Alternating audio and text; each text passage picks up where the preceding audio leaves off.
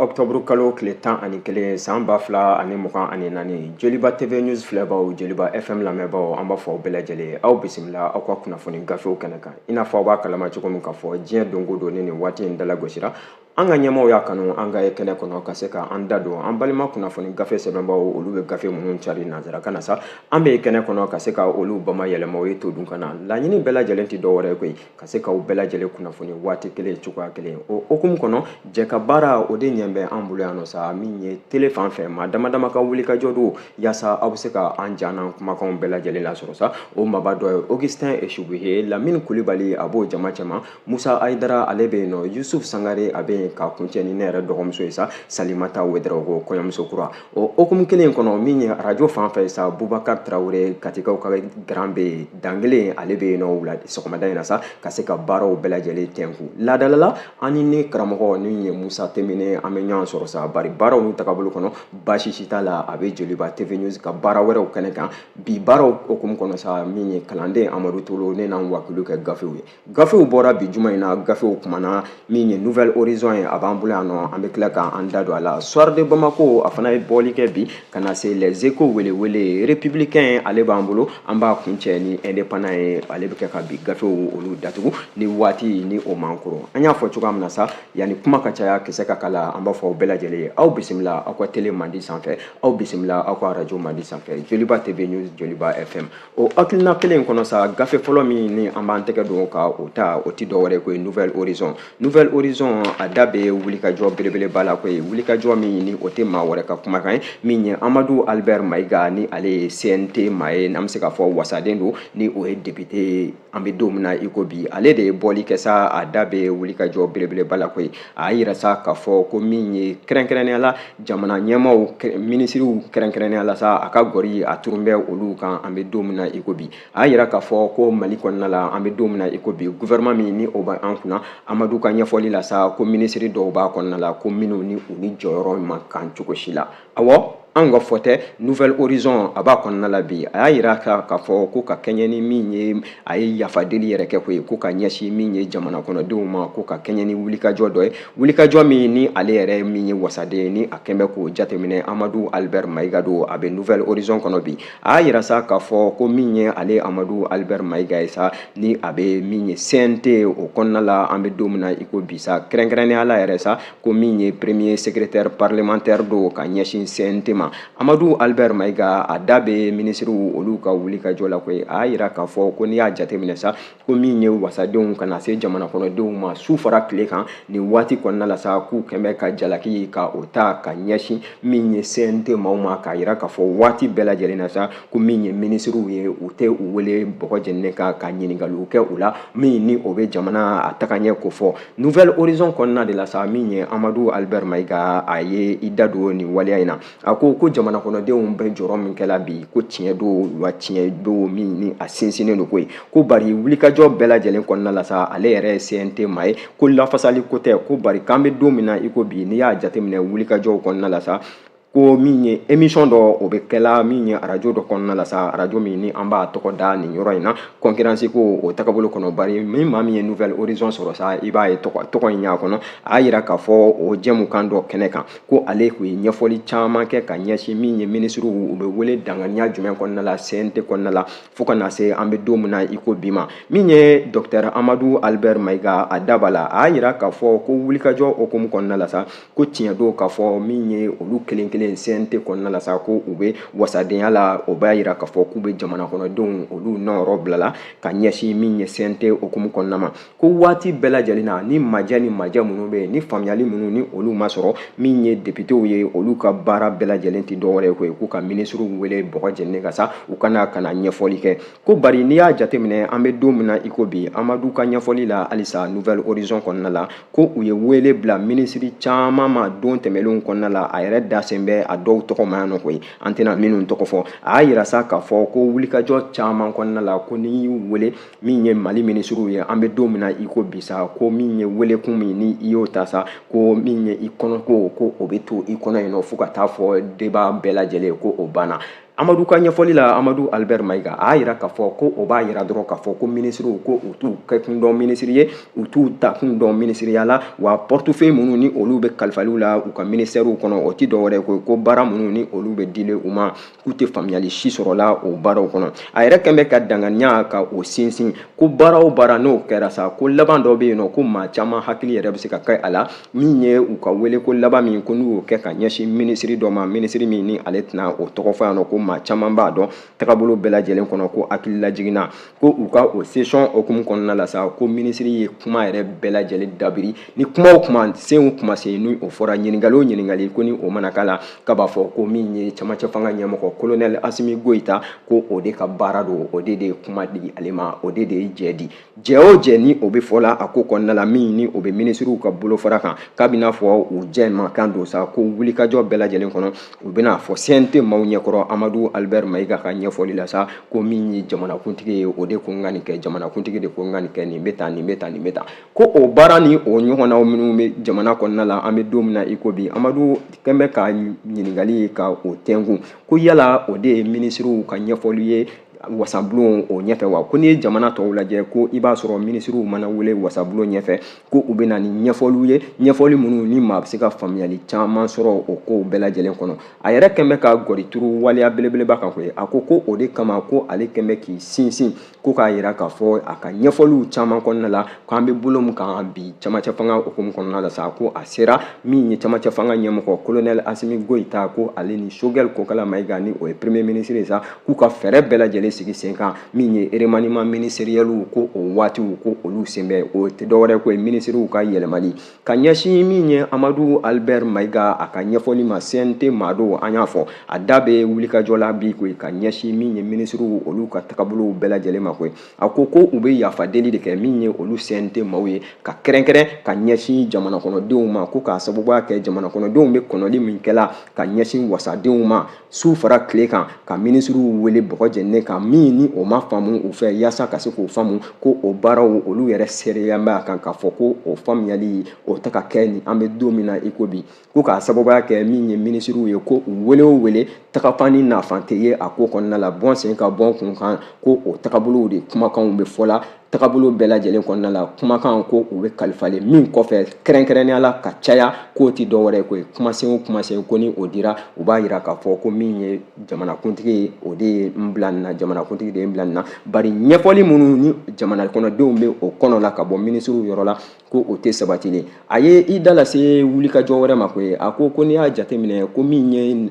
kuranko ye ni o ye yelenko tagabolo ye ko bɛɛ lajɛlen b'a dɔn k'a fɔ jamana in kɔnɔna la an bɛ don min na i ko bi Amadu Maïga ka ɲɛfɔli don ko o gɛlɛyan bɛ fo k'a fɔ k'a gɛlɛyan bɛ ko donni tɛmɛlen kɔma sa ko u ye wele yɛrɛ bila min ye ministre ma Mali kurako o hukumu kɔnɔna la sa kuranko yɛrɛ ko o bɛ bunako jumɛn kan ko o fana kɛnɛ kan yen nɔ ɲɛfɔli fɛn fɛn kɛra sa kuranko tagabolo kɔnɔna la ko bɛɛ lajɛlen kɔnɔta o tori kɔnɔ tuguni min ye wasadenw olu ka tagabolow la ko o de kama olu kɛn bɛ k'a jateminɛ sa k'a ye k'a fɔ ko min ye session min ni o dayɛlɛnna octobre kalo san 2024 bɛɛ lajɛlen tun bɛ sigilen ka kɔnɔli minnu kɛ ka ɲɛsin interpellation ma minnu ni olu kan ka kɛ wasadenw fɛ sa ko o interpellation si tɛ yen nɔ min ni a sera jamana kɔnɔdenw olu ni dungɔ la ka ɲɛsin min ye olu minnu yɛrɛ wasadenw ye n'u bɛ assemblée ninnu kɔnɔna la kɛrɛnkɛrɛnnenya la CNT kɔnɔ sa ko olu yɛrɛ ma wasa sɔrɔ kow la jango jamana kɔnɔden tɔw ko o b'a yira dɔrɔn k'a fɔ tagabolo min an bɛ don min na i ko bi ko ni o bɛ ministrew bolo ni o ti dɔwɛrɛ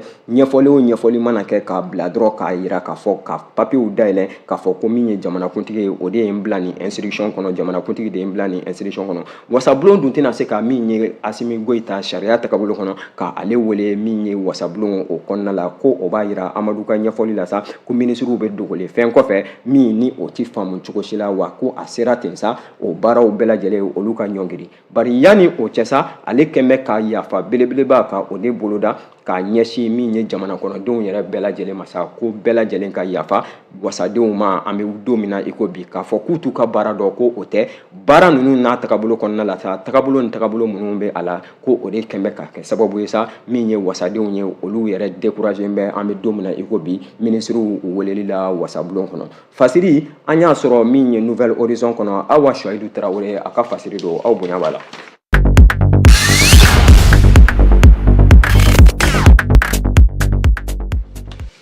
An bɛ to ale gafe kelen in kɔnɔ kɛ Nouvel Horizon a da bɛ wuli ka jɔ wɛrɛ la koyi a y'a jira k'a fɔ ko état major général des armées ko olu ye laseli kɛ ka ɲɛsin wuli ka jɔ laban min ni o kɛra ka ɲɛsin banbagacimaw olu ka tagabolo ma Ber mara kɔnɔna la koyi ko min ye Mali finitigiw ye sa état major ka ɲɛfɔli la sa ko u y'a jira k'a fɔ ko min ye kan min ni o bɛ sigida kɔnɔna la Ber yen nɔ sa ko min ye Mali finitigiw ye ko u ye wuli ka jɔ sabati ka ɲɛsin kan in ma ko a yɛrɛ kɛra sababu ye sa min ye gɛlɛya caman ye k'o ɲɛsin min ye faamaw olu ka gɛlɛyaw ta k'a ɲɛsin maajuguw ma olu ka wuli ka jɔ kɔnɔ gafe Nouvel Horizon a da b'a la a y'a jira k'a fɔ ko commandant du secteur 3 min ni o bɛ opération Maliko kɔnɔna la ni o ye colonel Seydou Bassirou Ɲangado ye ko ale ye wuli ka jɔ sabati Ber kɔnɔna la ko ka ɲɛfɔli kɛ tile 2 hukumu kɔnɔ a ka wuli ka jɔ min ko ni a y'a kɛ ko a taara kɛlɛkɛbon yɛrɛ kan koyi ka taa lajɛli kɛ min ye Mali finitigiw ye u bɛ wuli ka jɔ cogoya jumɛnw na yen nɔ tagabolo ni tagabolo jumɛnw b'u bolo yen nɔ ko o kɛnɛ kan yen nɔ sa a taara bɔ a kalama k'a ye k'a fɔ ko min ye élément minnu ni olu bɛ wele ko groupement tactique d'intervention ni o ye GTI ye ko o maaw olu de ka ca yen nɔ ko wa ko wulikajɔ bɛɛ lajɛlen kɔnɔ min ye maa kofɔlen ye sa colonel Seydou Bassirou Ɲangado ko a ye foli ta ka ɲɛsin nin groupement belebeleba in ma ka foli di u ma jamana ɲɛmaaw tɔgɔ la ko Seydou Bassirou Ɲangado a y'a yira tuguni k'a fɔ ko su fara tile kan Mali finitigiw u bɛ wulikajɔ min na opération Maliko o hukumu kɔnɔna la ko a yen bɛ jamana ɲɛmaaw fɛ siga t'a la ko wa k'an bɛ don min na i ko bi maajuguw ko olu de ta kɛn bɛ gɛlɛya ye fo k'a fɔ k'a kɛn bɛ gɛlɛya ye Mali finitigiw ko u carin bɛ Mali fantan ani 4 bɛɛ lajɛlen na ka ɲɛsin Seydou Bassirou Ɲangado ale ka ɲɛfɔli ma ko min ye o wulikajɔw ye sa a tɛ se ka kɛ cogo si la olu minnu ye finitigi ɲɛmaaw ye sa ko ni u bɛ to sigilen k'u tɛgɛ da u sen kan ko ayi ko de kama waati ni waati u yɛrɛ bɛ poyi kana kɛlɛkɛbon kan kana foli ka o ta jamanadenw tɔgɔ la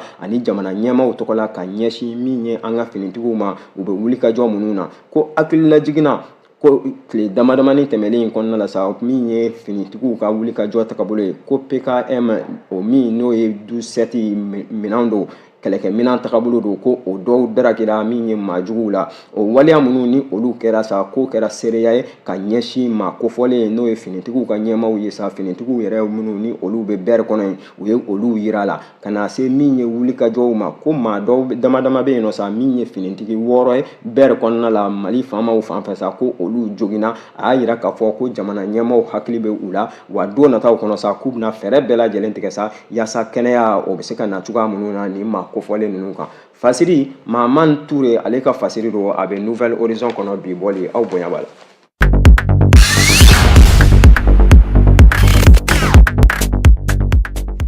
An bɛ bɔ Nouvel Horizon kɔnɔ k'an ɲɛsin Soir ma kɛ Soir ale da bɛ wulikajɔ la koyi a y'a jira sa k'a fɔ ko sigida min ni o bɛ kɛrɛnkɛrɛnnenya la Yuwaru mara kɔnɔna la sa ko min ye chef militaire belebelebaw maajugu minnu ni olu bɛ wulikajɔ la jamana kɔnɔna la an bɛ don min na i ko bi n'o ye banbagacimaw ye ko olu ka ɲɛma 19 ko dankarila olu la ko ka tila ka min ye u ka tɔn 43 balo tagabolo kɔnɔna la sa ka se ka olu daragi ka kɛɲɛ ni wulikajɔ dɔ ye Laya Jara ale ka fasiri don a y'a jira sa k'a fɔ ko groupe radicaux continue ko o maaw kɛ wulikajɔ hukumu kɔnɔna la Mɔti mara la sa ko halisa ko u ni u jolina ko olu bɛ ɲɔgɔn na koyi kɛrɛnkɛrɛnnenya la ko Yuwarukaw ko olu ni hɛrɛ tɛ nin waati kɔnɔna la ko ka kɛɲɛ ni min ye maajugu u ka wulikajɔw ye sa ko min ye ɲɛmaa minnu ni olu bɛ dugu n'o ye village 19 o tɛ dɔwɛrɛ ko ye an dafɛ dugu an ka kɛrɛfɛ dugu ko o 19 ɲɛmaaw ko olu daragira maajuguw fɛ kibaruyaw kɔnɔna la ko maajuguw ka nin wulikajɔ hukumu kɔnɔ sa ko u ma fosi to u kɔ dugu 19 in kɔnɔna la ko k'a sababuya kɛ dugutigiw minɛlen kɔfɛ ka bɔ yen nɔ Yuwaru yɛrɛ dugu kɔnɔna la yen nɔ sa ko min ye tasuma ye ko u ye o don fan caman na ka taa don fan caman na misaliyala ko min ye commissariat yɛrɛ o fanfɛla la ko lakana hukumu kɔnɔ min ye balow ye ko u ye balo caman maajuguw ko u ye balo caman ta ka u kɔ kɛ bɔ ye ni o waleyaw bɛɛ lajɛlen ko bari nin waleya ninnu kibaruya dilen ka ban dɔrɔn min ye Laya ka ɲɛfɔli ye sa ko Mali finitigiw u y'u bɔ u fila n'u dɛbɛ la sa ko ka ɲiniliw kɛ ɲinili minnu ko ni a bɛ sena an bɛ don min na i ko bi ko enquête okumu kɔnɔna la Laya ka ɲɛfɔli la sa ko sikata la k'a fɔ fɛn dɔw ko olu yen bɛ kaban ko bari min ye sariya tagabolo kɔnɔ kibaruyaw olu dili okumu kɔnɔna la sa ko u bɛ o kow bɛɛ lajɛlen u b'o kɔn fɔlɔ ko bari maa bɛ se ka min faamu a jatigɛ waleya tigilamɔgɔw ko waati ni waati u bɛ bali ka poyi mun kɛ i n'a fɔ ale yɛrɛ da b'a la waati bɛɛ lajɛlen na cogoya min na sa k'a sera ten min ye Mali finitigiw ye u ka fɛɛrɛ ɲini nin waleyaw la ko min kɔni ni o kɛlen filɛ nin dɔnjiga kɛrɛnkɛrɛnnenya la Yuwaru mara kɔnɔna la sa ko a bɛ maa bila k'i miiri kosɛbɛ kosɛbɛ fasiri an y'a bɔ min ye Laya Jara ale ka fasiri don an y'a bɔ Soir de Bamako kɔnɔ u ka bi bɔli aw bonya b'a la.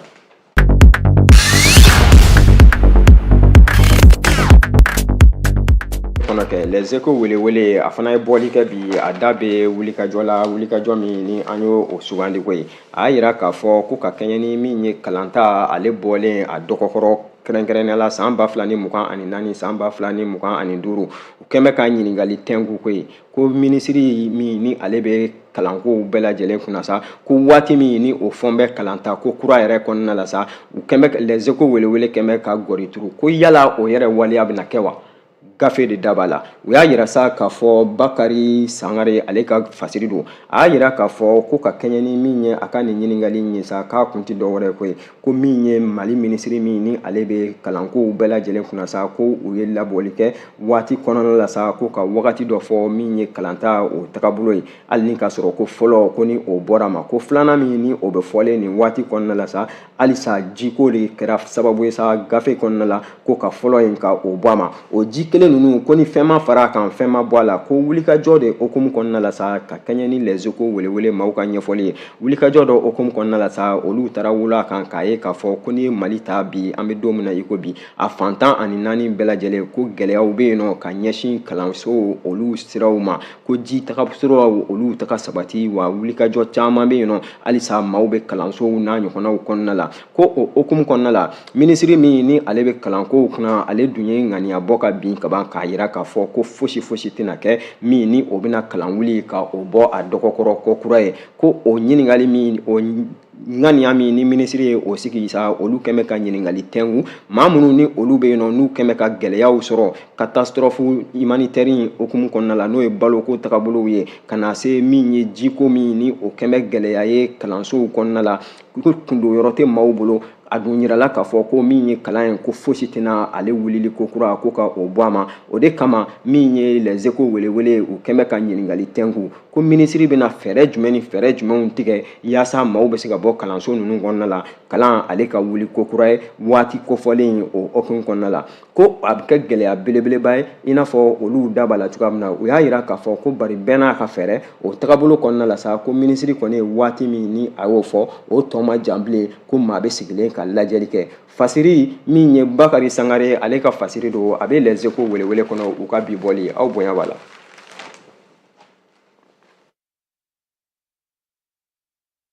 Républicain ma kɛ républicain a fana ye bɔli kɛ bi a da bɛ waleya damadama la an ye min sugandi aw ye koyi a y'a yira sa k'a fɔ ko ka i dusukun la kuma ko o waleya o sabati bɛ jɛkulu fɛ jɛkulu min ni ale bɛ wele sa ko Serre Unie maaw ko olu ye min ye u dusukun ye ka o la kuma ka ɲɛsin bilakaw ma ko min ye inondation belebeleba min n'o kɛra bila don tɛmɛlen kɔnɔ ni bɛɛ lajɛlen da donna a la ko min ye Serre Unie maaw ye sa ko u ye wulikajɔ sabati ka bɔ faaba kɔnɔ yan nɔ sa ka u kunda min ye bila mara kan ko wulikajɔ min ni u y'a sabati nin waleya kɔnɔna la sa ko a kɛra sibiri tɛmɛlen ka kɛɲɛ ni min ye octobre kalo kɔnɔna la sa san 2024 ko min ye Serre Unie maaw u ka nin wulikajɔ okumu kɔnɔ sa u selen bila ko u kunbɛra ni min ye bila ɲɛmaw ye wa ko u ni donbolo caman taara koyi wagati cogoya kɔnɔ sa an bɛna donbolo minnu ni an b'an da pan olu kunna u y'a yira sa k'a fɔ ko nin baara ninnu minnu ni olu kɛra ko u ka ɲɛmaaba kɛrɛnkɛrɛnnenya la Serre Unie maaw ka ɲɛmaa ko a y'a yira sa k'a fɔ ko su fara tile kan maa ka laɲini tɛ gɛlɛya ka i sigi ɲɔgɔn sɔrɔ o gɛlɛya minnu ni olu bɛ yen nɔ bi ka ɲɛsin sanjiko tagabolo ma n'o ye inondation tagabolow ye sa ko o waleya min ni o kɛra bila mara kɔnɔna la olu yɛrɛ ye bilakaw ye hali ni k'a sɔrɔ u sigilen bɛ Bamako faaba kɔnɔ yan nɔ sa ko a ka kan olu ka wuli n'u ka jɛkulu ye sa ka taa lajɛli kɛ o lajɛli fɔlɔ min ko ni u y'o kɛ sa o dɔw yamaruya k'a dɔn bilakaw mako bɛ muni muna an bɛ don min na i ko bi sa tagabolo kɔnɔ ko jɛkulu min ni o ye sɛri uni ye sa ko o de kama u ye wulikajɔ sabati ka ɲɛsin min ye bila dugu kɔnɔna ma bilakaw olu ka bonya kɔnɔ nin kɛnɛ kelen in kan ko min ye bila ɲɛmaw ye sa olu y'a yira k'a fɔ ko waleya don waleya min ni a diyar'u ye a bɛnn'u ma ko k'a sababuya kɛ jamana kɔnɔden bɛɛ lajɛlen kabini gɛlɛya ninnu ni ale bolodara kama ko min ye jamana kɔnɔden bɛɛ lajɛlen ye bɛɛ bi seko ni damayira kɛla yaasa min ye maa minnu ni olu ye gɛlɛya sɔrɔ sanjiko in tagabolo kɔnɔna la sa u bɛ se ka bɔ nin waleya ninnu kɔnɔna la o hakilina kelen in kɔnɔ ko min ye foli ye k'u bɛ o ta k'o di jamana ɲɛmaaw ma su fara tile kan tagabolo bɛɛ lajɛlen kɔnɔ u ma ɲina u kɔ siraw fɛ fasiri min ye Usman Baba Darame ale ka fasiri don a bɛ kɛrɛnkɛrɛnnenya républicain kɔnɔna la u ka bi bɔli aw bonya b'a la.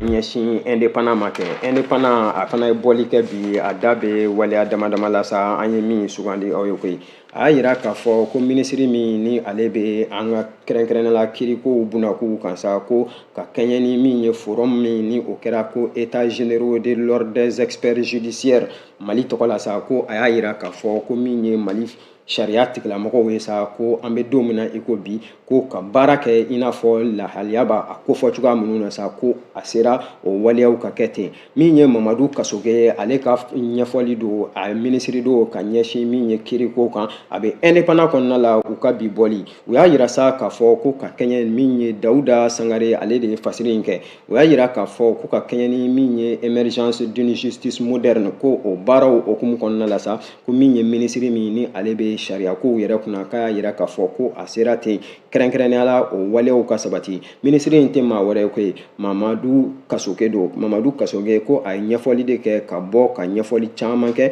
ka ɲɛsin min ye nin waleya ninnu ma k'a yira k'a fɔ ko sariya sen minnu caman bɛ yen nɔ minnu ni an bɛ don min na i ko bisa ni u caman bɛ yen ni olu kan ka yɛlɛma ka ɲɛsin min ye jamana yɛrɛ mako bɛ sariya tagabolow la cogo min na a bɛ indépendant kɔnɔ ko min ye Mamadu Kasoge ye a ka nin ɲɛfɔli ninnu caman kɔnɔna la a da donna waleyaw la waleya minnu ko ni expert judiciaire olu tɛ dɔ wɛrɛ koyi ko olu de bɛna bɔ a caman kalama u bɛna fɛsɛfɛsɛli caman kɛ don nataw kɔnɔ yaasa min ye jamana kɔnɔdenw olu ni kiiri bunakun a baaraw bɛɛ lajɛlen bɛ se ka kɛ sabati fɛn cogoya minnu na Mali kɔnɔ k'a sɔrɔ n'a ma kɛ ni gɛlɛya belebeleba ye ko o waleya kelen in de kɔnɔ min ye minisiri ye a da sera waleya dɔw ma k'a yira k'a fɔ ni sariya sɛbɛnw lajɛ ka sariya senw lajɛ ka ko kɛtaw lajɛ kuma caman ko kiiri bunakun kan sa ko min ye gafe kɔnɔtaw ye ani waleya minnu ni olu bɛ sabati kuma dɔw la ko majɛ bɛ u ni ɲɔgɔn cɛ o majɛ min ni o b'u ni ɲɔgɔn cɛ sa ko bɛɛ lajɛlen de kan ka lajɛ min ye états généraux de l'ordre des experts judiciaires min n'o bɛ ka kɛ Mali kɔnɔna la an bɛ don min na i ko bi k'a bɛ kɛ sababu ye sa min ye faamuyali o bɛ sɔrɔ baara ninnu bɛɛ lajɛlen kɔnɔ Dawuda Sangare ale ka fasiri don a bɛ indépendant kɔnɔna la u ka bi bɔli aw bonya b'a la.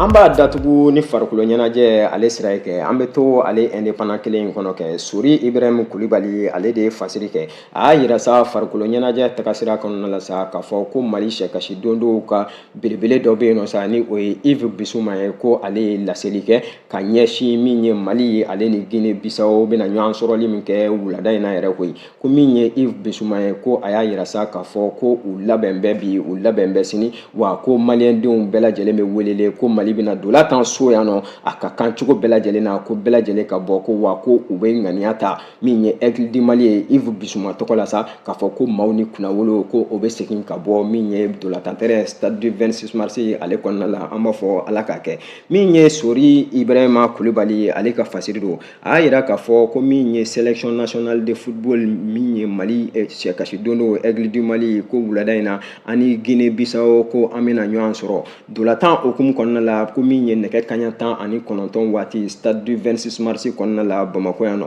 ko a wulikajɔ de okumu kɔnɔna la sa ko min ye Mali sɛkasi don dɔw ye u weleli min kɛra dɛgɛ karamɔgɔ fɛ ko bɛɛ lajɛlen sen bɛ kɛnɛ kɔnɔ an bɛ don min na i ko bi o waleya kelen in kɔnɔ min ye indépendant mɔgɔw ye sa ko u y'u ka kuma bara ta k'a ɲɛsin min ye Aigle du Mali u ka jalatigi kɛrɛnkɛrɛnnen la Yves Bissouma ma. Yves Bissouma ɲininkali min tɛnkuna la sa o kun tɛ dɔwɛrɛ ko k'a ɲɛdɔn yala Aigle du Mali an bɛ don min na i ko bi u labɛn bɛ ka bɛn ni dolata in ye wa dolata min n'u bɛna kɛ wulada in na ko Yves Bissouma a y'a yira indépendant kɔnɔ k'a fɔ ko wulada in na dolata min ni Mali sɛkasi don n'u bɛna o sigi sen kan sa ko a baaraw bɛɛ lajɛlen sabatilen bɛ u bolo wa ko min ye u n'u ka dege karamɔgɔ sélectionneur Tom Selfit ko fɛɛrɛw b'u bolo fɛɛrɛ minnu kɔnɔna la sa n'u bɛna ɲini sa ka sebaya ka o sɔrɔ bari o baara kelen kɔnɔ min ye Yves Bissouma ye a kɛmɛ ka wele de bila maliyɛn den bɛɛ lajɛlen ma sa ko maaw ka bɔ i ko kɔnɔkulu ka taa min ye stade du 26 mars la ka taa min ye Aigle du Mali ye olu jukɔrɔma don ko u labɛnna dolata in kama bari u mako bɛ kosɛbɛ dɛmɛ la dɛmɛ jumɛn ko don min ye supporterw olu ka dɛmɛ ko k'a sababu kɛ dolata in kɔnɔ a bɛna kɛ min ye Mali yɛrɛ kɔnɔna la a bɛ kɛ sababu ye sa ko min ye maliyɛn denw olu ni u ka équipe nationale n'o ye Aigle du Mali ye sa ko furu kura Yves Bissouma ka kuma kɔnɔna la ko o bɛ se ka sabati u ni ɲɔgɔn cɛ cogoya minnu na a da b'a la min ye Yves Bissouma a y'a yira k'a fɔ ko n'i ye Mali ka bakuruba lajɛ sa an ka groupe yɛrɛ kɔnɔna la sa ko jɔsen min ni o bɛ Mali bolo an bɛ don min na i ko bi ko jɔsen jugu tɛ ko bari tagabolow bɛɛ lajɛlen kɔnɔna la sa laɲini bɛ min ko fɔ n'u sera k'u sinsin o waleyaw kan ni jamana kɔnɔdenw ka dɛmɛ ye k'a bɛ kɛ sababu ye baara caman ko o bɛ se ka nɔgɔya cogoya min na an b'a fɔ se ala k'o nɔgɔya min ye Aigle du Mali ye wulada in na min ye stade du 26 mars kɔnɔna ye Sori Ibrahim Kulibali ale ka fasiri do indépendant kɔnɔna la e ko a yɛrɛ tɛ dansiri an ka bi fasiriw la de fasiri minnu ni an y'olu sɔrɔ ka se ka u bamayɛlɛma o ye todun kan na an y'o de fɔ laɲini bɛɛ lajɛlen tɛ dɔwɛrɛ ye o waleya kɔ koyi